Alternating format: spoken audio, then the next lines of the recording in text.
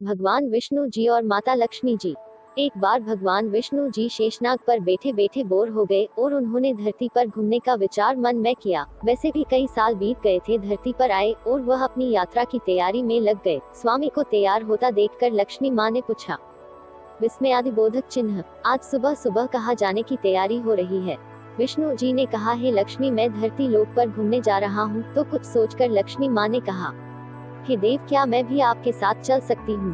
भगवान विष्णु ने 2 पल सोचा, फिर कहा, एक शर्त पर, तुम मेरे साथ चल सकती हो। तुम धरती पर पहुंचकर उत्तर दिशा की ओर बिल्कुल मत देखना। इसके साथ ही माता लक्ष्मी ने हाँ कह के अपनी मनवाली। और सुबह सुबह माँ लक्ष्मी और भगवान विष्णु धरती पर पहुंच गए। अभी सूर्य देवता निकल रहे थे। रात बरसात होकर हटी थी। चारों ओर हरियाली ही हरियाली थी। उस समय चारों ओर बहुत शांति थी और धरती बहुत ही सुंदर दिख रही थी। और माँ लक्ष्मी मंत्र मुग्ध होकर धरती को देख रही थी और भूल गई कि पति को क्या वचन देकर आई है।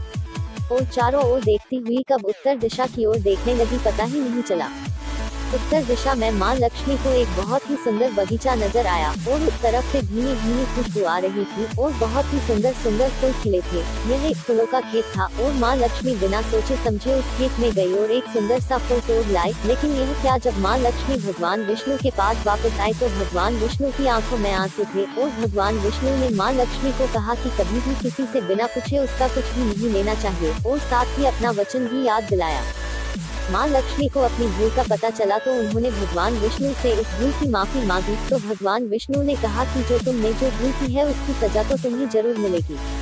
जिस माली के खेत से तुमने बिना पूछे फूल तोड़ा है, यह एक प्रकार की चोरी है। इसलिए अब तुम 3 साल तक माली के घर नौकर बन कर रहो, उसके बाद मैं तुम्हें वैकुंठ में वापस बुलाऊंगा। माँ लक्ष्मी ने चुपचाप सर झुकाकर हाँ कर दी। आजकल की लक्ष्मी खो गई थी और माँ लक्ष्मी एक गरीब औरत का रूप धारण करके उस खेत के मालिक के घर गई। घर क्या एक झोपड़ा था और मालिक का नाम माधव था। माधव की बीवी, 2 बेटे और 3 बेटियां थी। सभी उस छोटे से खेत में काम करके किसी तरह से गुजारा करते थे।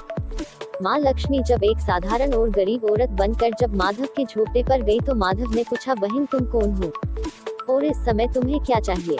तब माँ लक्ष्मी ने कहा, मैं एक गरीब औरत हूँ, मेरी देखभाल करने वाला कोई नहीं। मैंने कई दिनों से खाना भी नहीं खाया, मुझे कोई भी काम दे, साथ में मैं तुम्हारे घर का काम भी कर दिया करूँगी। बस मुझे अपने घर में एक कोने में आसरा दे दो।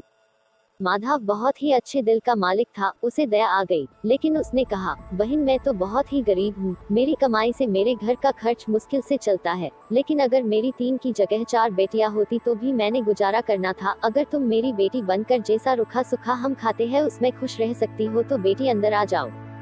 माधव ने माँ लक्ष्मी को अपने झोपड़े में शरण दे दी और माँ लक्ष्मी 3 साल उस माधव के घर पर नौकरानी बनकर रही। जिस दिन माँ लक्ष्मी माधव के घर आई थी उससे दूसरे दिन ही माधव को इतनी आमदनी हुई फूलों से कि शाम को एक गाय खरीद ली। फिर धीरे धीरे माधव ने काफी जमीन खरीद ली और सबने अच्छे अच्छे कपड़े भी बनवा लिए और फिर एक बड़ा पक्का घर भी बनवा लिया। बेटियों और बीबी ने गहने भी बनवा लिए और अब मकान भी बहुत बड़ा बनवा लिया था।